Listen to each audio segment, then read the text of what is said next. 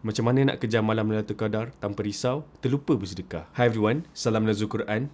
This video is a bit special sikit sebab aku nak share macam mana kau nak kejar malam Lailatul Qadar, iaitu malam lebih baik daripada 1000 bulan dengan hanya menderma. Aku actually baru jumpa this one new feature last year, di mana ada this one app ni boleh managekan kau punya sedekah on behalf of kau every single night at fixed timing. Normally aku rasa most of the people akan buat manually lah, macam like I used to. Usually after solat tarawih ataupun during sahur, aku akan allocate masa sedikit untuk sedekah lah time tu.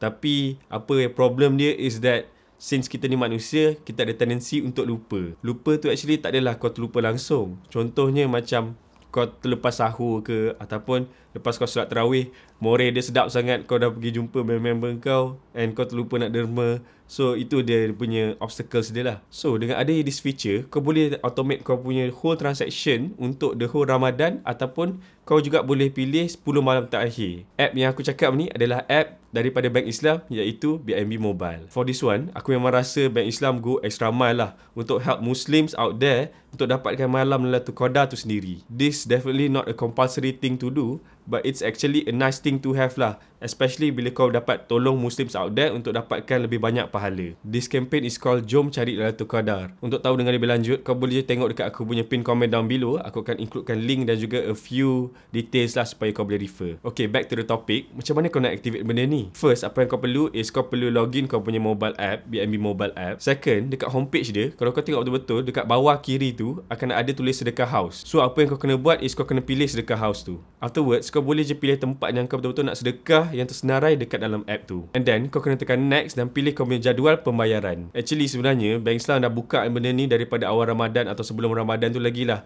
Sebab dia ada option untuk kau sedekah throughout the whole Ramadan, iaitu 30 hari, dan juga ada second option kau sedekah pada 10 malam yang terakhir. Dan lastly, kau boleh je fill out the necessary if kau rasa perlu, dan settle. As simple as that kan?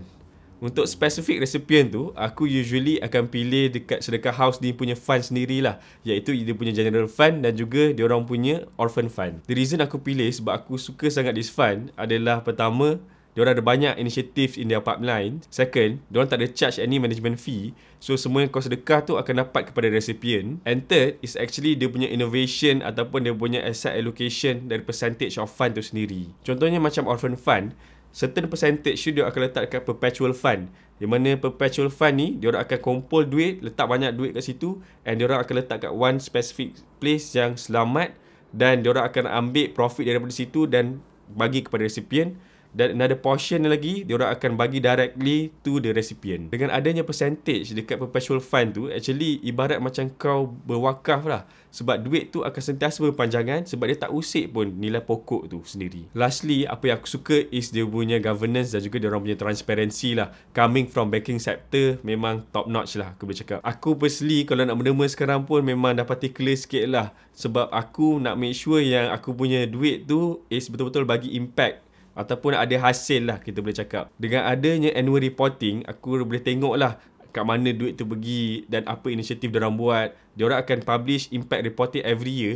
So aku rasa macam much more comfort sikit lah. So aku nak endkan this video dengan mengucapkan salam Nuzul Quran buat semua. Moga segala ibadah pada bulan puasa kita ni dapat diterima, dan juga moga kita ni diampunkan dosa, serta kita ni menjadi insan yang lebih baik daripada sebelum ni. With that, jangan lupa like, share dan subscribe. I'll see you guys on the next one. Bye-bye.